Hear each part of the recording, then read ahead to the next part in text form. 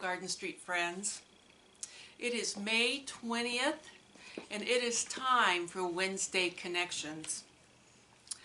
I have spent quite a bit of time reminding you each week to be sure to stay connected with one another through phone calls, through texting, through emails or video chatting, whatever the case may be.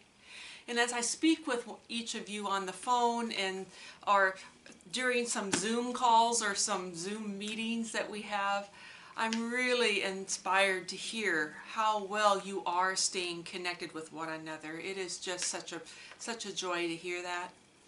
And I want to remind you, if I haven't told you lately, what a privilege it is to serve with you in ministry as your pastor. But today, I want to encourage you to do something more than stay connected with one another, but continue to do that. But I want you to start being very intentional about in everything that you do and everything that you see, I want you to look for God in it. I have an example for you of what happened just recently to a friend of mine. I spend quite a bit of time in video meetings with other pastors right now, and one of my dearest friends had a beautiful experience last week. She said she was feeling really down, and we've all had those days. In fact, I hear from a lot of people it ebbs and flows with us. Some days are better than others. She was having a really low day that day, feeling disconnected from her church, from her people, feeling she wasn't doing enough, and all of us pastors who were in this Zoom call totally got it. We were listening to her deeply because we were all having a lot of the similar feelings. But so she said she decided to put on her shoes and go out and take a walk in her neighborhood and walk slowly and look at the flowers and all of this.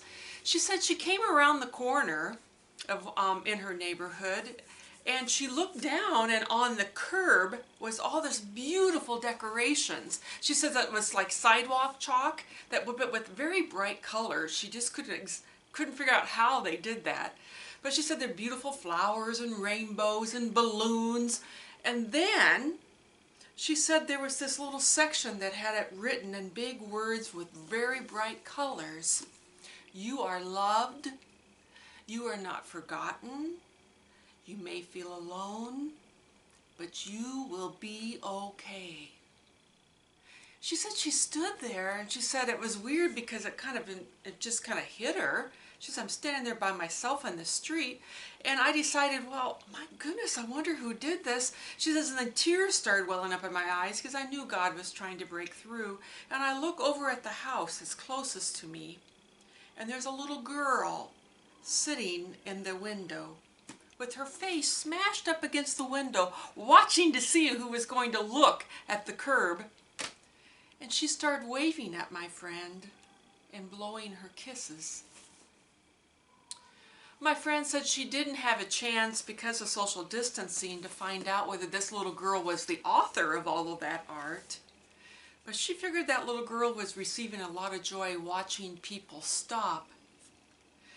And she also said she recognized without a doubt that that was God. God was in that little girl. God was in that curb of art. God was in those words that she needed to hear. So she said when she turned around and started walking towards home, she said I had my step was a lot lighter and a lot more joyful. That's just one example of what happens when we intentionally open our hearts and our eyes and our ears to God around us, trying to lift us, encourage us, and maybe even direct us to be that joy for someone else. I'll get back to my notes here. Today's psalm comes from Psalm 68. It's a really cool psalm. And what I really like about it is this is the particular psalm, by the way, that is assigned to this coming Sunday's lectionary. And in this psalm, it talks a lot about the tangible description of God's presence with us. It is just beautiful. And it is full of all these, I would call them delicious words, if you want to put it that way. It reminds us that God is everywhere. And so I'm going to invite you to listen with me as I read this psalm from this book I've been reading from with you every Wednesday, Psalms for Praying by Nancy Merrill. And when I'm reading it, I want you to listen for those delicious words I just said that describe God's presence with us in our everyday lives, encouraging us and directing us. Listen with me. Psalm 68. Impregnate us with love, O Comforter. Let our fears be transformed. Let all that keeps us separated and confused flee. As smoke is blown away, so let our fears rise up before you. As wax melts before fire, let our fears be melted by love. Then will we be released from bondage. We will exult before the beloved. We will be jubilant with joy. Sing to the beloved, the name above all names. Lift up a song to the Most High. Exult before the Holy One.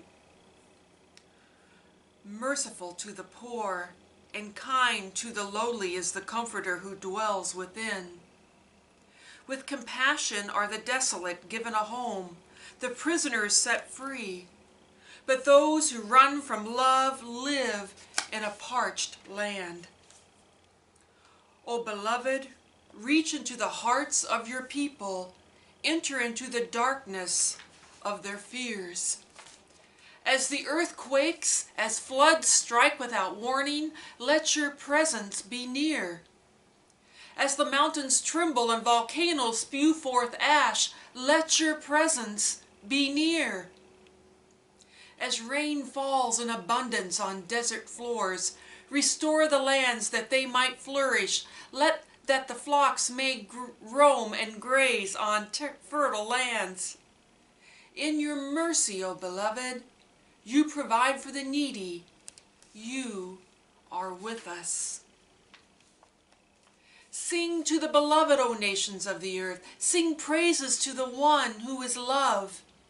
To the one who gathers the nations together, to the beloved whose voice is heard in the silence. Ascribe wisdom to the indwelling presence who invites us to understanding and calls us to live in peace. Majestic is love in our hearts, the beloved heart of our heart, who gives strength and wisdom to the people. Blessed be the beloved. That is so full of magical, transforming words. My friends, I invite you once again and encourage you to see God in everything right now. Everything you do and everything you see around you, because it will sustain us during this hard time. We'll see you really soon, virtually, I guess I should say. We will see you virtually very soon. And I want you to remember how much you are loved by your church and that I really miss you. Take care. Bye-bye.